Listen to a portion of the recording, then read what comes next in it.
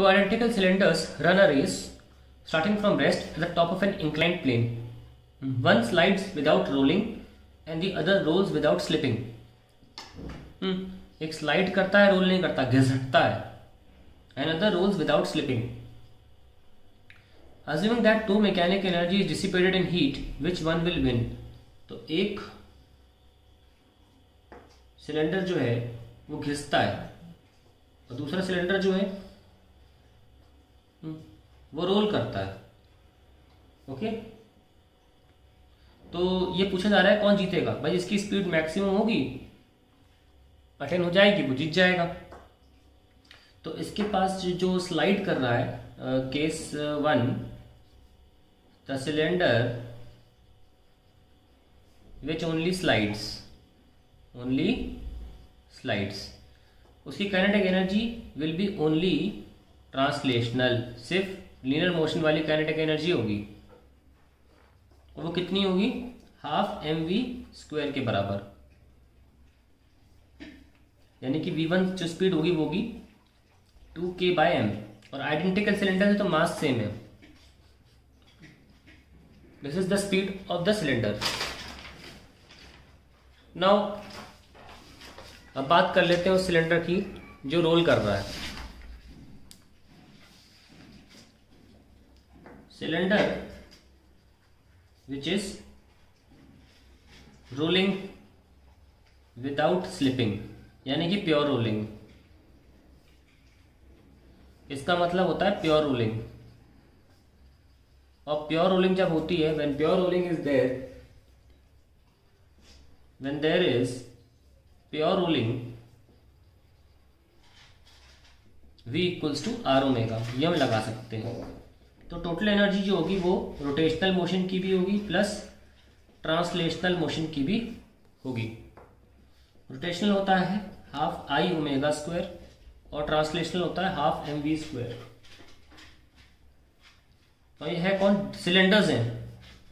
हम इनको solid cylinder मान लेते हैं, और क्योंकि दिया नहीं होता तो सॉलिड ही माना जाता है. ठीक है, तो this will be mr²/2 into this will be v²/r² plus half mv², क्योंकि ओमेगा होता है v/r और यहाँ रेडियस हम कैपिटल R ले रहे हैं.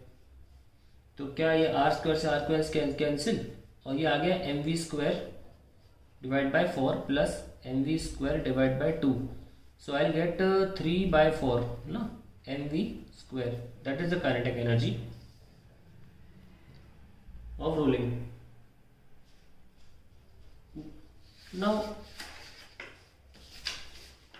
यहाँ पे काइनेटिक एनर्जी पहले केस में कितनी थी?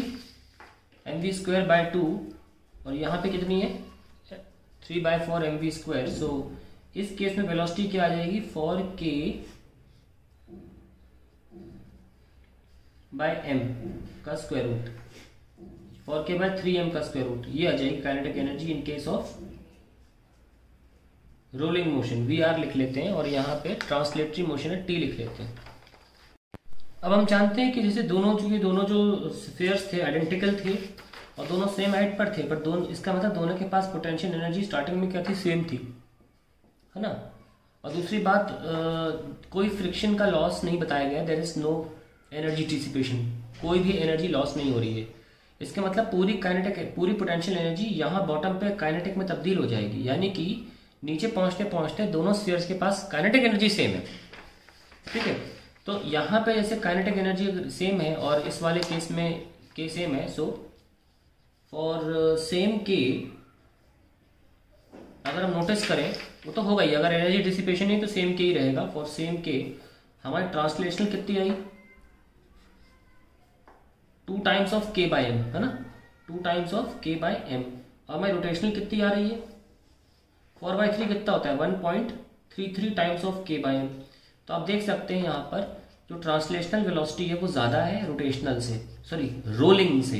तो यहाँ पे ट्रांसलेशनल कौन कर रहा है? जो स्लाइड कर रहा है. तो यानी कि हमने क्या सीखा? That sliding cylinder will win. Sliding cylinder will win. अब इसको एक तरीके से और किया जा सकता है, और तरीका है एक्सेलरेशन के बेसिस पे. वो ज़्यादा आसान तरीका है. कैसे कि अगर कोई चीज़ स्लाइड कर रही है तो हम जानते हैं अगर सिर्फ स्लाइड कर रही है तो उसका एक्सेलरेशन होता है जी साइन थीटा। कोई बड़ी बात नहीं है, लॉज ऑफ मोशन से करते आ रहे हैं। जी है और ये जी कॉस थीटा कॉम्पोनेंट होगा। ऑन द अदर हैंड हमने एक डिस्क या सॉलिड सिलेंडर के लिए हमने एक्सेलरेशन निकाला था, प्लीज अपने नोट्स जाके देखें, 2/3 जी साइन थीटा, है ना। एक्सेलरेशन था 0 सिलेंडर के लिए 2/3 जी साइन थीटा हमने निकाला था। अब हम आपको इसी में चलो निकाल के दिखा देते हैं कैसे निकाला था। पहले लिखो फोर्स इक्वेशन। फोर्स इक्वेशन कैसे लिखोगे, इधर होगा एम जी साइन थीटा, उधर होगा फ्रिक्शन माइनस फ्रिक्शन, और नेट फोर्स होगा एम इंटू ए। यही मैं ए निकाल के दिखा रहा हूँ कि 2/3 जी साइन थीटा आ जाएगा। और अब लिखेंगे टॉर्क इक्वेशन। टॉर्क इक्वेशन में क्या है कि ये रेडियस है ऐसे आर क्रॉस एफ, है ना, R F is equals to, ये ऐसे रोटेट कर रहा है आई इंटू एल्फा, और एल्फा को हम लिखते हैं, हम सबको पता है A/R, ठीक है। Now you can also write F is equals to IA/R²। यहाँ रहेगा ये M G sine theta minus IA/R² is equals to MA। Now M G sine theta is equals to, यहाँ पे ए कॉमन ले लो, m प्लस आई कितना होता है disc का, ये डिस्क क्या है, सिलेंडर है, mr²/2 mr²/2 और नीचे r² है, तो ये कैंसिल हो गया। और finally we have M G sine theta is equals to MA, 1 + 1/2 इज 3/2, mm कैंसिल, तो देखिए यहाँ पे a क्या आ रहा है 2/3 जी साइन थीटा, निकाल के दिखा दिया। थ्योरी में भी ऐसे ही किया था, थ्योरी में हमने k में छोड़ दिया था, आपको कहा था k भरते रहो, मैं सारे एक्सेलरेशन निकाल के दिखाए थे। 2/3 जी साइन थीटा, ये सेकंड पे आता था, स्फीयर का सबसे मैक्सिमम था वो 5/7 था, है ना। तो 2/3 जी साइन थीटा यहाँ पे, और यहाँ पे सिर्फ जी साइन थीटा है, तो ऑब्वियसली यहाँ से भी हम देख सकते हैं। ये मुझे बेटर तरीका लगता है क्योंकि आप यहाँ पे गिवन डेटा को यूज कर सकते हैं, आपको ये निकालने की, इस सवाल को करने की जरूरत नहीं है। आप डायरेक्टली बोल सकते हो कि एक्सेलरेशन इसका जी साइन थीटा होता है, इसका 2/3 जी साइन थीटा होता है, क्योंकि सिलेंडर्स आइडेंटिकल है, जिसका एक्सेलरेशन ज़्यादा होगा वो पहले नीचे पहुंचेगा। अदरवाइज आप काइनेटिक एनर्जी से भी कर सकते हो, क्योंकि दोनों सिलेंडर्स के पास इनिशियली पोटेंशियल एनर्जी दोनों बराबर थी, तो बॉटम पे जाके काइनेटिक एनर्जी बराबर होगी, क्योंकि हमने एनर्जी डिसिपेशन नहीं मान के चल रहे हैं, ठीक है।